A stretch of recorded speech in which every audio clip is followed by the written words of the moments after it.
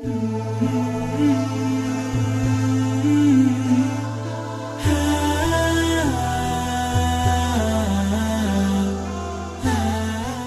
اللہ الرحمن الرحیم۔ ناظرین کرام، ہم یزید اور اس کے کارہائے بدنمایاں کے بارے میں جاننے کی کوشش کر رہے ہیں۔ علامہ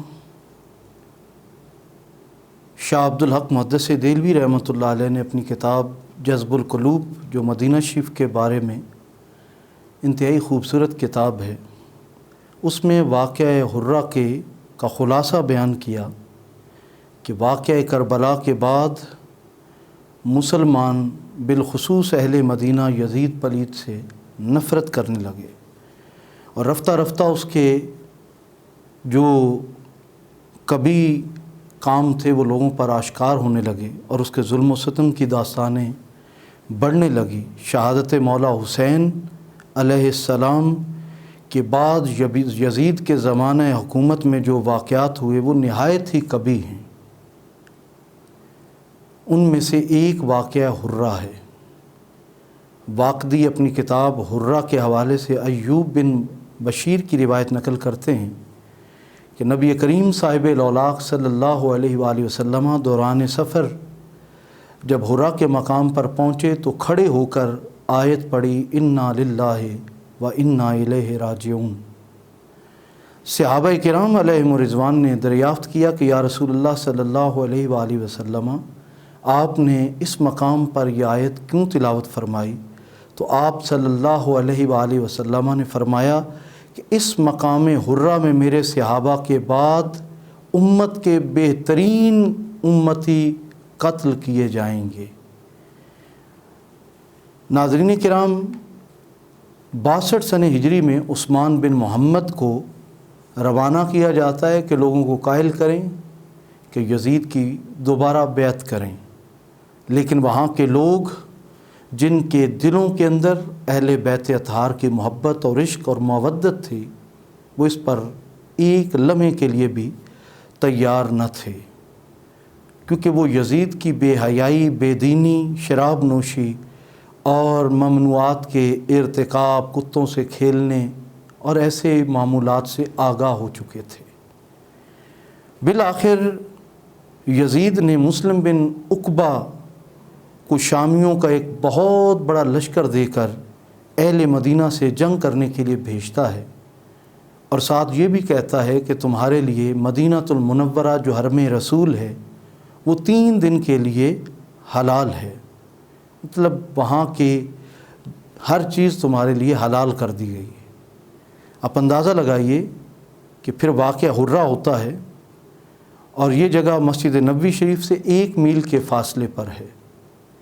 جو اہل مدینہ شہید ہوئے ان کی تعداد کچھ اس طرح ہیں کہ مہاجرین و انصار، علماء و تابعین 1700 ہیں، جن میں سے 700 صحابہ تھے، پھر 10,000 تابعین اور تبع تابعین شہید ہوتے ہیں۔ حفاظ کرام کی تعداد 700 ہے، اور قریش 97 کی تعداد میں شہید ہوتے ہیں۔ الغرض 12,497 افراد یزیدی فوج کے ہاتھوں شہید کر دیے جاتے ہیں۔ مدینۃ المنورہ کو جب حلال قرار دیا حرم مصطفیٰ کو، تو 1,000 ایسی کنواری بچیاں حاملہ ہوتی ہیں جنہوں نے بنا شوہر کے بچے جنے۔ مسجد نبوی شریف جو 70,000 ملائکہ صبح اور 70,000 شام کو جہاں آتے تھے، وہاں اس مقام پر جہاں حضور نے فرمایا کہ روضۃ من ریاض الجنہ، کہ یہ جگہ جنت کے باغوں میں سے ایک باغ ہے، روضہ شریف اور منبر شریف کی درمیانی جگہ، وہاں پر گھوڑے لید اور پیشاب کرتے رہے۔ مسلم بن عقبہ لوگوں کو یزید کی غلامی اور بیعت کے لیے آمادہ تو نہ کر سکا، لیکن برادران اسلام وہ کس طرح عورتوں پر ٹوٹ پڑے، ظلم کیے، البدایہ و نہایہ کے اندر ہے کہ والدت الف امراۃن فی تلک الایام من اہل المدینۃ بعد واقعۃ الحرہ من غیر زوجن، کہ اہل مدینہ میں سے واقعہ حرہ کے بعد 1000 عورتوں نے بغیر شوہروں کے بچے جنے۔ حضرت ابو سعید خدری رضی اللہ تعالیٰ عنہ کے ساتھ یزیدیوں نے نہایت بزدلانہ عمل کیا۔ آپ بوڑھے ہو چکے تھے، ان سے آ کر کہا کہ تمہارے پاس کیا ہے؟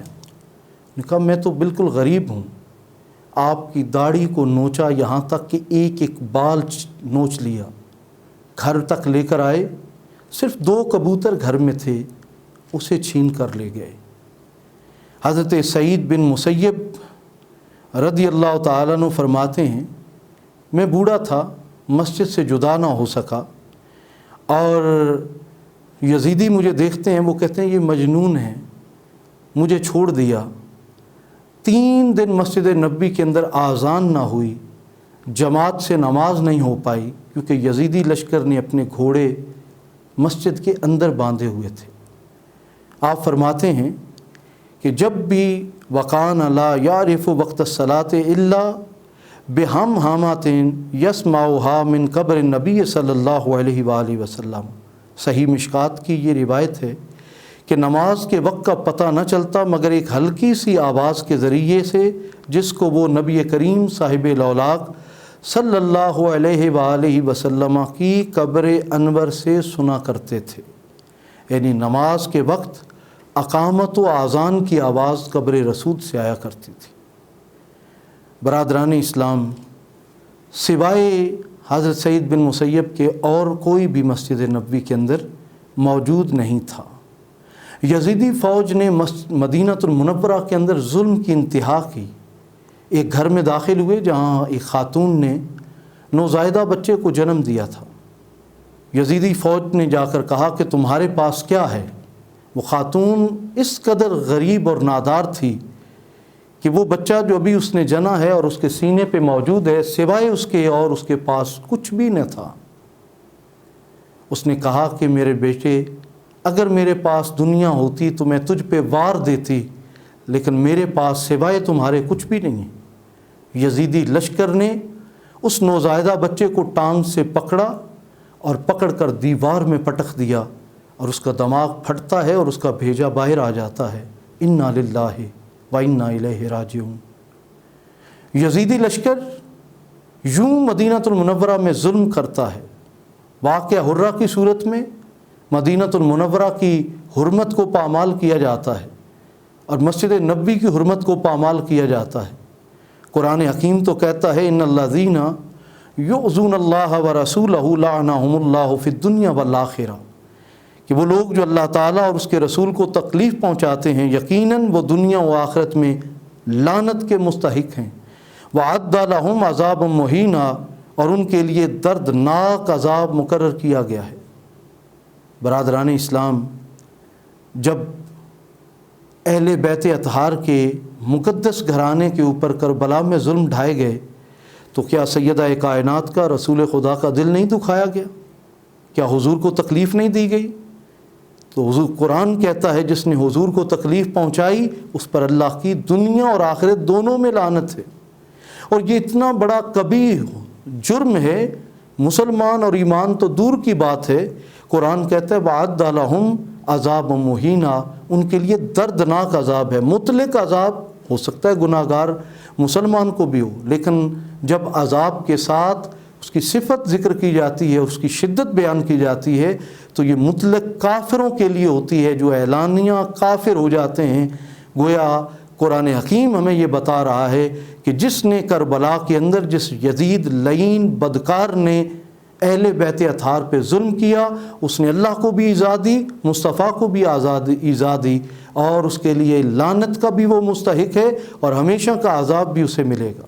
اسی طرح حرم رسول کا تقدس پامال کرنے والے اور وہاں کشت و خون کرنے والے اور وہاں مقدس بیویوں کی عزتیں پامال کرنے والے، مسجد نبوی کے تقدس کو پامال کرنے والے یزیدی لشکر کے سبب کیا حضور کو تکلیف نہیں ہوئی؟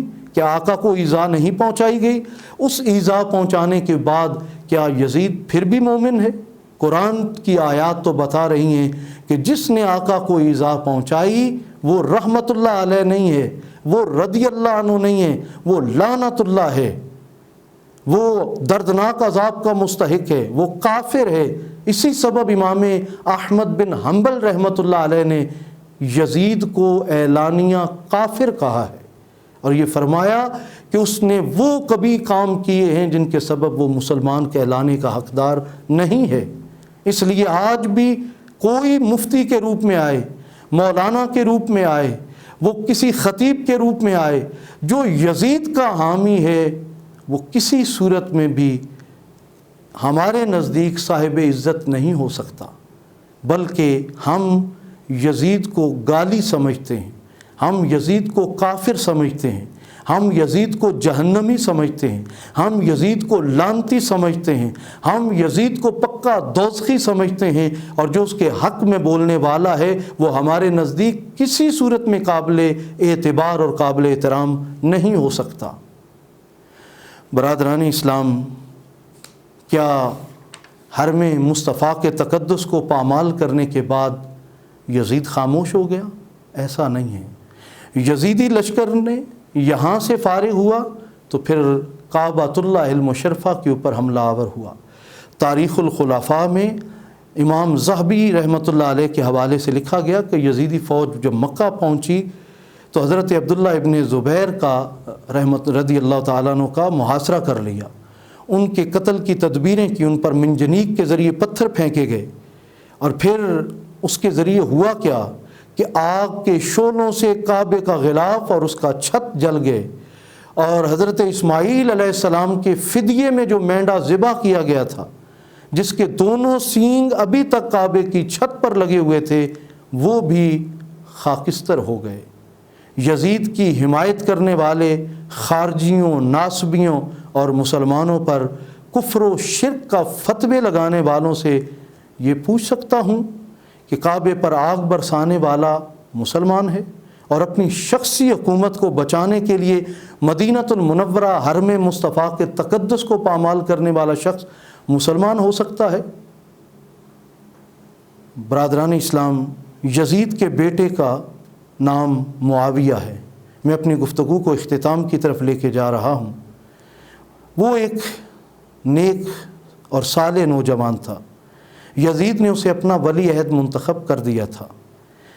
وہ جب یزید رے کے مقام پر شراب پیتے ہوئے اور ایک رقاصہ کا رقص دیکھتے اور ایک گانے باجے اور بجانے والے کا سر اور تال سنتے ہوئے قلنج کے مرض سے مرتا ہے، تو یزید کے بیٹے کو تخت آرا کیا جاتا ہے۔ معاویہ بن یزید جب تخت آرا ہوتا ہے، اس نے پہلا اور آخری خطبہ دیا۔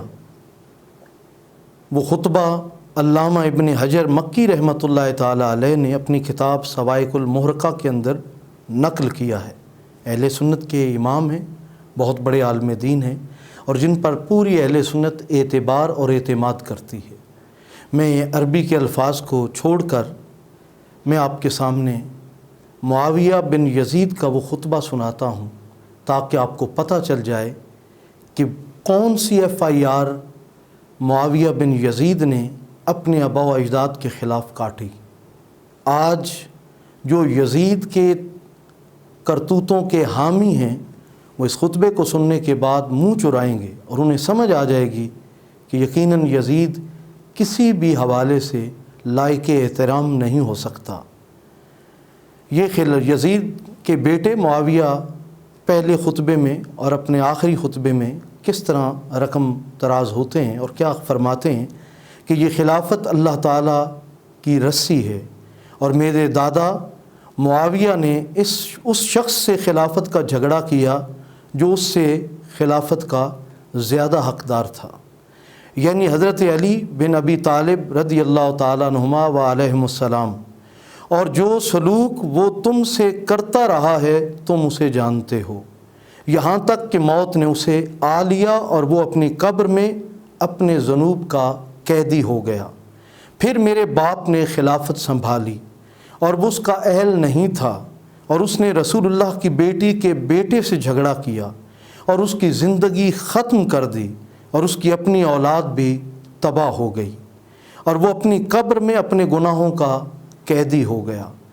پھر اس یزید کے بیٹے نے رو کر کہا کہ جو بات ہم پر سب سے زیادہ گراں ہے، مشکل ہے، وہ یہ ہے کہ ہم سب کو اس کے برے انجام کا علم ہے۔ اس نے اطرت رسول کو قتل کیا، شراب کو جائز قرار دیا، کعبہ شریف کو ویران کیا۔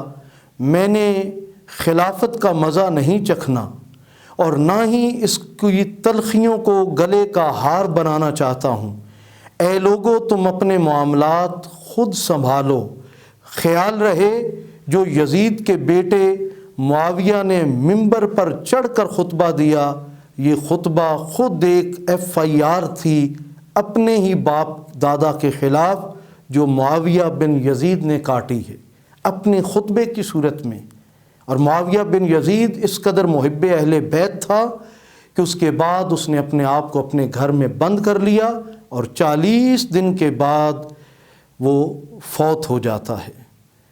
گویا اس ایک خطبے کو ہی اگر انسان پڑھ لے اور سمجھ لے، عقل سلیم ہو، تو وہ کبھی بھی یزید کی حمایت نہیں کر سکتا، وہ کبھی بھی یزید کے ساتھ کھڑا نہیں ہو سکتا۔ رو رو کر اور آنسو بہا بہا کر جس طرح معاویہ بن یزید نے اپنے آباء و اجداد کے سیاہ کارناموں کو ذکر کیا، یقیناً آج کا کوئی بھی ملا، کوئی بھی مفتی، کوئی علامہ، کوئی خطیب یزید کی اگر حمایت کرنا چاہے تو وہ یزید کے بیٹے کے مقابلے میں صفر ہے۔ اس لیے کہ اگر وہ یزید کا بیٹا بھی بننا چاہتا ہے تو کم از کم اسے معاویہ بن یزید تو بننا چاہیے، اسے اتنا تو احساس ہو کہ یزید نے کس طرح آل پیغمبر پر ظلم کیا، کس طرح حرم مصطفیٰ کے تقدس کو پامال کیا، کس طرح حرم سیدنا ابراہیم خلیل اللہ کے تقدس کو پامال کیا۔ یقیناً کعبہ اللہ کا گھر ہے، کیا اللہ کے گھر کی توہین کر کے، کعبے کو یہ غلاف کو جلا کر، کعبے کی چھت کو جلا کر، کعبے کے طواف اور عبادت کو روک کر، کیا یہ اللہ کو ایذا نہیں پہنچائی؟ اور قرآن کہتا ہے جس نے بھی اللہ اور اس کے رسول کو ایذا پہنچائی اس پر دنیا اور آخرت دونوں میں اللہ کی لعنت ہے، اور دردناک عذاب اللہ نے اس کے ساتھ وعدہ فرمایا ہے۔ ناظرین کرام، یزید کا حامی آج وہی ہوگا جو اللہ کے حلال کو حرام اور حرام کو حلال سمجھتا ہوگا۔ یزید کا حامی وہی ہوگا جو ماں بہن بیٹی کے ساتھ بدکاری کو جائز سمجھتا ہوگا۔ یزید کا حامی وہی ہوگا جو منبروں پر بندر کے ناچ کروانے کو جائز سمجھتا ہوگا۔ یزید کا حامی وہی ہوگا جو حرم رسول کے تقدس کو نہ مانتا ہوگا۔ یزید کا حامی وہی ہوگا جو کعبۃ اللہ المشرفہ کے احترام کو نہیں مانتا ہوگا۔ یزید کا حامی وہی ہوگا جو پرلے درجے کا شرابی اور زانی ہوگا۔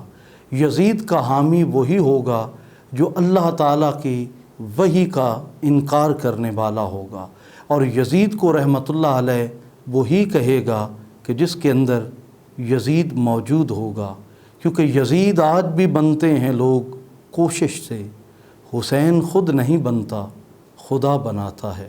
وما علیہ الا البلاغ۔